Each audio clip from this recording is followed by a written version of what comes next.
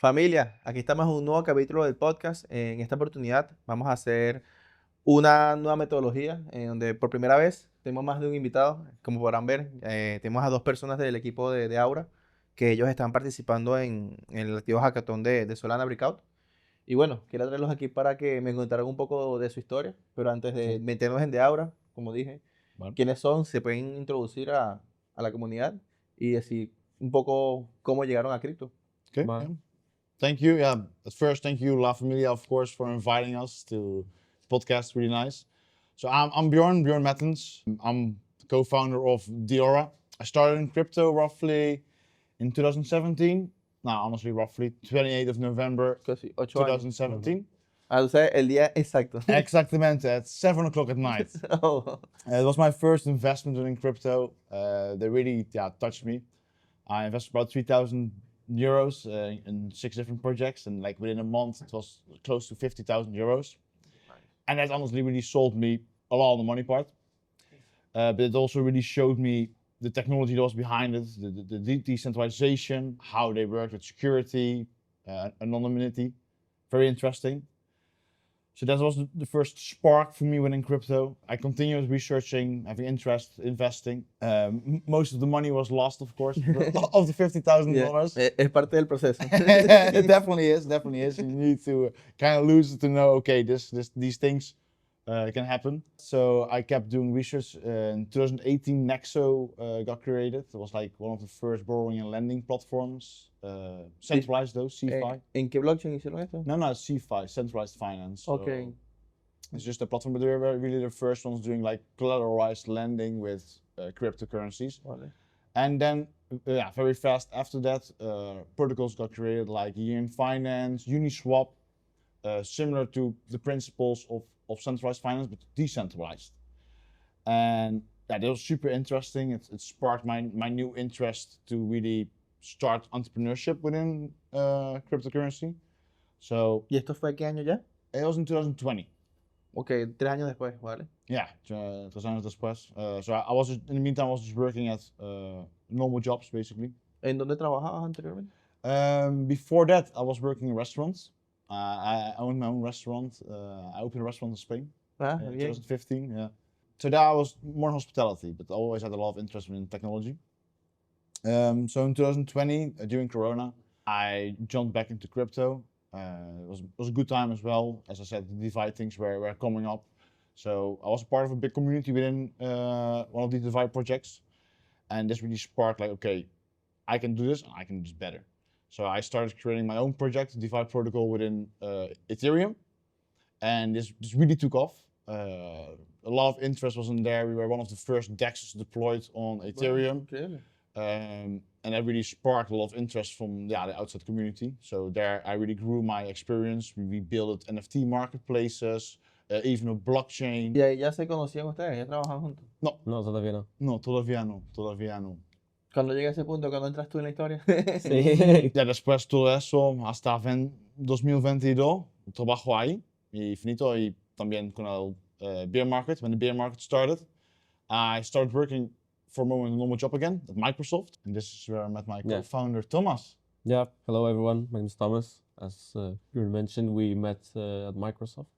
The very first day I came to Spain, we met together and we were working in 2 different projects, but keep friends from that. And ¿Tú también estabas en cripto cuando estaban ahí? sí, no, todavía no estaba, pero sí, él insistía mucho que hacemos algo juntos en cripto.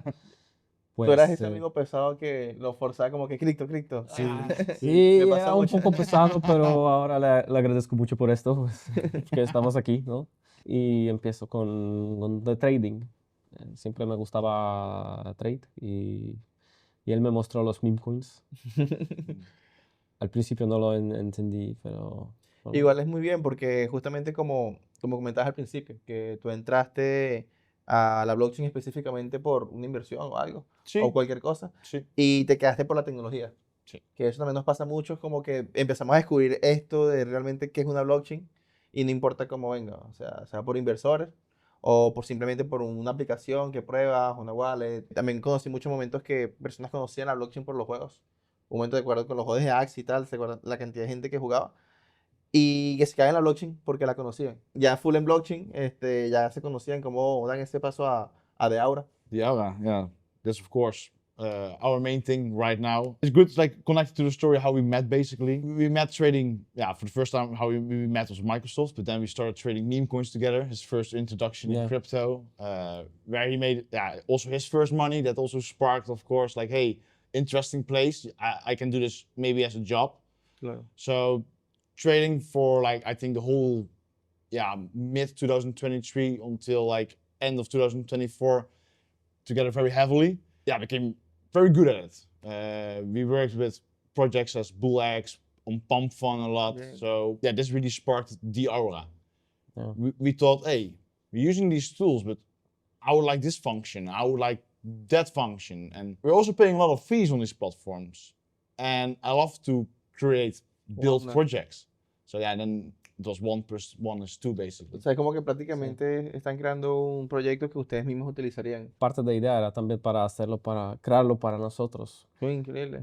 Bueno, entonces la motivación también de que ahora nos ven en el hackathon. Tenemos más de 20 proyectos en España y muchos tienen esta calidad. Eso me parece increíble. ¿Cómo fue el proceso así de el terminal de trading, que fuera como la primera idea, participar en el hackathon en este caso? Yeah, we were building DeAura, and then the hackathon news came out. So yeah, very interesting, of course, having an opportunity to win some serious prize money, to be able to build up your project. So we already had gold C, as we were going to talk about later, in the plan of development. So we saw a great opportunity to really introduce this new feature of our product in this hackathon and really execute a fast development process within the 6-week time frame, the 4-week time frame you have within this hackathon. So yeah, this experience was really good, to be honest, as it really helps you to speed up the development. And it's amazing, of course, to win funding, to be able to accelerate things. But yeah, we don't really do it for that. It's more to get recognition and for them to see like, hey, this is a product that can change things, that really can make a difference. And Also to check ourselves, I would say. Check ourselves. It's good feedback. What we are capable of. Bien, es increíble porque justamente también habla mucho de que lo importante es seguir construyendo. Yeah, Sí. I think it's really like our strength in that sense that, as we said before, we're like experienced traders, and this comes as a result that you make some good money. And this gives us the opportunity to really fund our project without the need of external funding. So we don't need anyone. And that really gives us the opportunity to, of course, join these hackathons, for example, to obtain more funding. But we are not reliant on it. And our direction is set. We're building this direction, and whatever happens, if we win or we do not win a hackathon, we continue within this direction on the same speed, basically. Seguir construyendo. Yeah, and as you say, like, if you don't give up, you do not lose. We might not succeed continuously, but that doesn't mean we have to lose. We just continue building, continue exploring ways to grow DeAura and Gold C, of course. Sí, bueno, y ahora sí, cuéntanos un poco ya que es Gold C y que es este gran producto con el que estaban participando también. Te escuché en los Demo Day de Barcelona y Málaga. Al principio es un poco como complicado entender cómo funciona, así que me interesa mucho que lo expliques aquí, así sea, no sé, con manzanas o... Sí. Yeah, it's also a little bit weird to believe at first. It's like, what we are providing at the moment is free liquidity, unlimited amount of free liquidity. So, it's kind of weird, you know. Liquidez gratis, o sea, dinero mágico. Yeah, exactly. So Not magic money. Yeah, it's like, It's magic money, actually. But that's honestly really what crypto is about, you know. They create these financial opportunities to really, break the system, you know. And so, what we built is Gold C. It's a gold-backed stablecoin, similar to like VNX. It's more known in Solana, or Pax Gold, Tether Gold, on the Ethereum chain based currently. And this is the core of the functionality of how to launch a token. So you can launch a token with our platform, create a name, create a ticker, make a description, and you choose your amount of liquidity, how much you want, and then it launches the token forced by protocol. Okay. How does this work? Now, it's the same principle as Pump Fun had with their bonding curve technology. If you launch a token, if you launch any product within the world, like say you have 100% of the token supply in a liquidity pool with any amount of liquidity, only people can buy the token. They cannot sell the token yet, as it's not in circulation. Eso no es liquidez. So nobody can really access the liquidity that's giving it the price. So this liquidity is not needed. It's basically burned even. So it shouldn't even be in circulation or counted. So Sí, que incluso me dices que la gente suele quemarlo justamente por eso, como para dar más confianza y tal, ¿no? yeah, exactamente. Exactly. As the normal way of doing things within crypto is like burning the LP tokens, and this really secures trading, gives more confidence to traders. But yeah, for a lot of projects, this costs a lot of money. It's a lot of debt capital. Hablando de números específicamente, como ¿cuánto aproximadamente? Yeah, okay, so this is like a little bit different part of how Gold C works. So we have something that's called DLR, the debt capital ratio. Okay. Yeah, so this is capital that's basically debt after you simulate the amount that's been sold of the tokens that are in circulation. So if everything of the token will be sold, how much is left in the liquidity pool? Claro. Now, O sea, porque un token no puede irse a cero literalmente. no, Porque siempre está ese poquito. Now, so this is possible on Pump Fund. They can start on zero, zero liquidity on one side. So as soon as a token graduates on Pump Fund, it adds liquidity to a pool. And here it creates like a debt liquidity ratio. When 100% of these tokens will be sold, are in circulation, 18.5 Solana, aka $3,000, are still left in this liquidity pool. Claro. And count here, 135,000 tokens graduated, times 3,000 is $400 million Número serio. is left on the table. Que están ahí en las cuentas que no se pueden cerrar y están ahí eternamente. And currently it's just like, it's burned. So for Solana, it's a feature. Claro. It's amazing to have like, burned supply, but it's a liability for Pump Fund itself. And they could have 400 million euros more to reward creators, to build a Solana ecosystem, or go to Bahamas and enjoy it. So like, to give you also a little example of real life experience, imagine the Orca market. We all know Orca, no? Or maybe Radium, but imagine the Orca market. And the real world is the same done as a liquidity pool. A product is quoted by an underlying asset. So you go into the store, you see Bonk, you see Dog with Hat, you see some things. So imagine now 5 cars, or 5 watches, or 5 Tommies. Shoes. 5 Tommies. Yeah. These have like €5, so I have 5 watches, and €5 is on the other side. But you have created the watch. Exactly. There are only 5 watches in total circulation, and are all within the store. They are all in the liquidity pool. Claro. So nobody can sell you any watches. So nobody can take the money away from this pool. So this money is not needed. So people can always buy something, then the liquidity that they put in is of course stored there. Claro. But the initial liquidity is not needed. So this way we can launch any amount people want in initial liquidity with the Gold C system. Completely free of charge. 100% free. Eso está increíble. Y creo que es algo que no he visto anteriormente. It does not exist. It's like a real first time done. So it really costs a lot of trying, testing. It's gonna. We need good audits, as we work with oracles. We work with a lot of complicated formulas, algorithms. So this needs good security. Bueno, y hablando justamente de esto, ¿cómo es el futuro de DeAura entonces? ¿Cuáles son los siguientes pasos, por decirlo? Okay, so the future of what we're going to do with DeAura, of course. Now good question, really good question. Develop, optimize, feedback, collect feedback, optimize again. Yeah. Bring our new ideas to life. To life, of course. Definitely. Very often we came up with something good or something fresh. So start working. Definitely our future indeed leave kind of open development wise. Our main focus is of course having the trading terminal optimized, really usable for trading to get an edge. Okay. Have Gold C functional where people can launch their token free of charge with free liquidity any amount. En DeAura. That's the main focus, like finalize this, optimize this, secure it max. Then our focus is marketing and acquiring of users. Have a really good working product, and then focus on marketing, branding, acquiring users. And that will be the main focus after this development phase is done. Vale, me parece. Also gamifying. Also gamifying. Gamifying, trading. using Siempre DeAura. siempre. Los games. Gamificar siempre es útil. Yeah. Goal sí me parece una locura y siento que vamos a estar escuchando más cosas de DeAura Mhm. después de Hackathon y todo, me parece increíble. Pero me interesa mucho el hecho de por qué deciden construir esto en Solana. Yeah, why are we in Solana? Yeah, so as you said, of course, yeah, it's like low gas fees. Before, I worked on Ethereum and we deployed something for $14,000. Solo One smart contract. And that was just insane. So y para hacer un poco de número, en Solana aproximadamente para hacer... Solana, it depends a little bit, but it can be like 1 Solana or maybe 3 Solana, but it's very little charge in comparison. And this is one big feature. Of course, the speed of Solana is amazing. But besides that, I think even the most important thing within Solana is the community. Like the opportunity we get here within La Familia.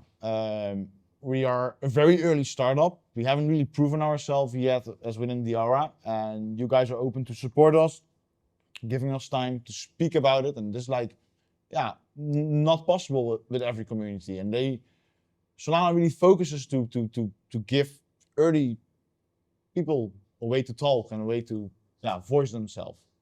I think that's really beautiful.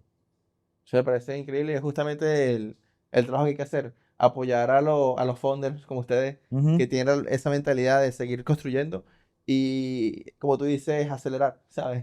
Yeah, accelerate fast. Like, so you build a foundation, you have certain ideas popping up. So you're gonna have to put a lot of things together at first, and then you build a foundation. That's our terminal with Gold C launching.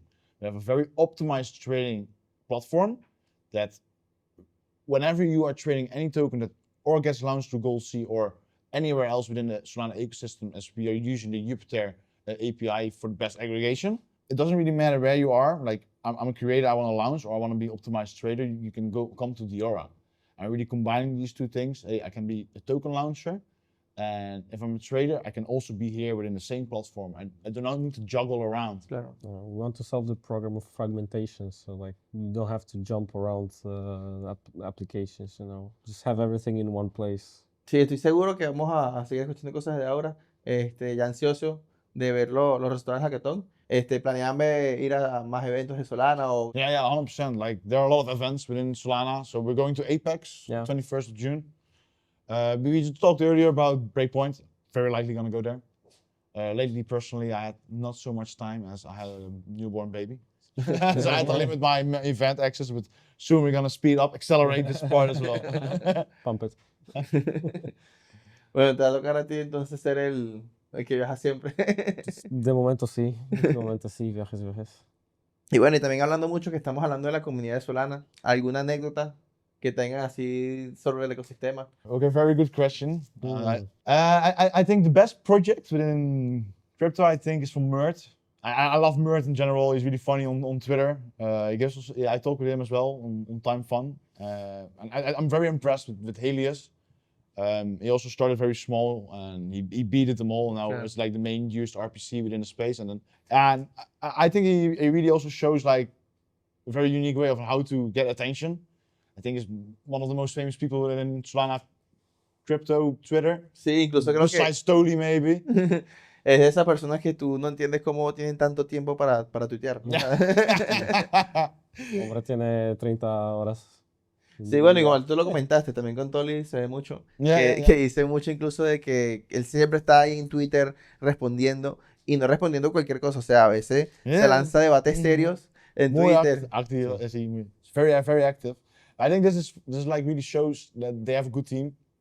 The product is working. They have freed up some time for them to really talk about what they are building, what they are doing, to really get the attention. Basically go out to people.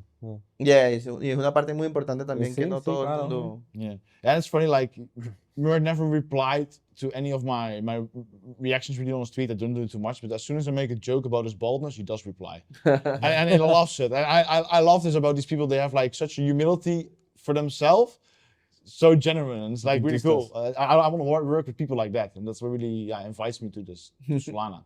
Otra cosa que todavía no les he preguntado a estas alturas es ¿por qué DeAura? O sea, ¿dónde viene el nombre de DeAura? Well, that was not our initial name. We started off with Soldex. Soldex. Yeah, Soldex.